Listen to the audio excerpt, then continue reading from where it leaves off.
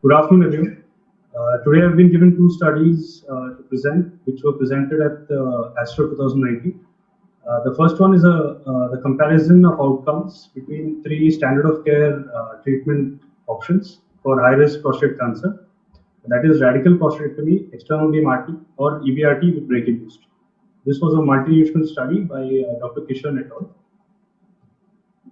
The optimal treatment for high-risk prostate cancer remains unclear, with three standard of care options, which we all know, which are supported by the NCCN and the European Association of Urologists, which is EBRT with 2 to 3 years of androgen deprivation therapy, EBRT plus brachytherapy with 1 to 3 years of ADT, and radical prostatectomy with or without post-op therapies. There is limited prospective data for claiming which one of these is superior. However, there is one ongoing randomized study, that is by the Scandinavian Prostate Cancer Group 15, which is currently recruiting patients to test their hypothesis, as in which one is more superior between primary radical prostatectomy or primary EBRT. There are numerous retrospective comparisons. However, they did not account for standard of care of utilization of ADT along with RT. Hence, they also found large benefits to surgery.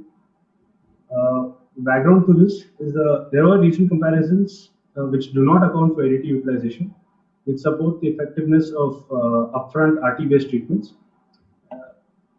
As you can see in the Gleason score 9 to 10 subgroup, in particular, EBRT plus brachy has been associated with a particularly good distant metastasis-free survival and prostate cancer-specific mortality outcomes.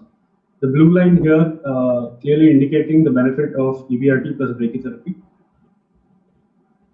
The analysis of an independent Gleason score 9 to 10 cohort suggested possibly equivalent prostate cancer-specific mortality outcomes following upfront radical prostatectomy with adjuvant RT and ADT versus EBRT plus brachy plus ADT. This was published in the JAMA Oncology by Dr. Tilke et al. The multimodality therapy appears to be effective for subsets of high-risk prostate cancer, but the comparative effectiveness of various strategies for this prostate carcinoma overall remains unclear. Hence, the objective of this study was to evaluate the comparative effectiveness of three standard of care options for high-risk prostate carcinoma in a large multinational consortium. For this purpose, they defined maximal modality therapy.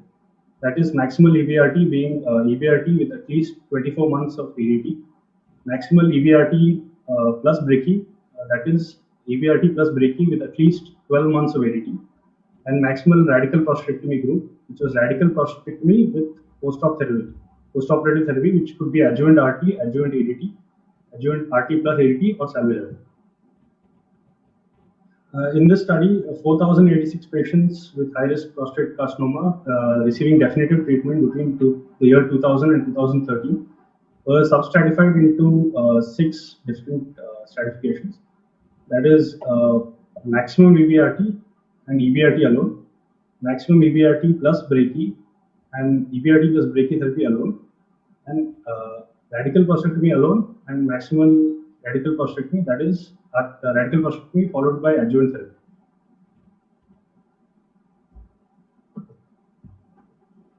These were the baseline patient characteristics. The criteria used were age, initial PSA, the Gleason grade group, and the clinical tumor stage. The median follow-up was 6.2 years. And in order to evaluate associations between treatment and distant metastasis or prostate cancer-specific mortality, they used competing risk models.